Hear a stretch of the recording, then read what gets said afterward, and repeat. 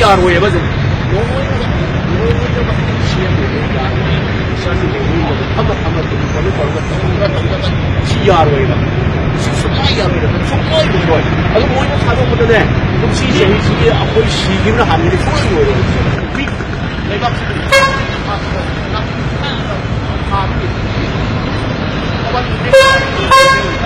바로 뭐가 아니 하시는 사우로 미니스터 런짓 원인가 농당 공무원보다 아니다. 바로 이 상에게 심하게 시도에 시킬 거예요. 이 뚝봉은 뭐예요? 노예가 이러면 노예가 시작했다고 이러면 예쁘다 있어요. 그렇죠.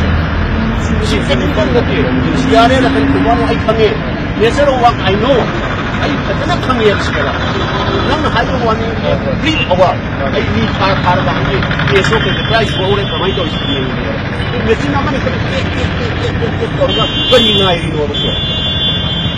그리고 뭐 이번 정 말이라 오피스할 수 있는 거니까 사람이 싸우고 뭐이디 we are government, we are running the government, we are permanent. 시등강 이거 미양지 지금 시작한 게 아마 관계 해외는 직접 그러더니 하이드 뭐이디 레이더라. 아코이디 아코이는 파이링 해시다 심을 있다고 해비시.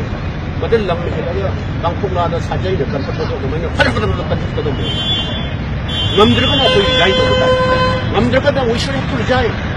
이상한 이사도 그거 방송방 남들거나 리자인도 못다. 지야로에 뭐, 야로에 지야.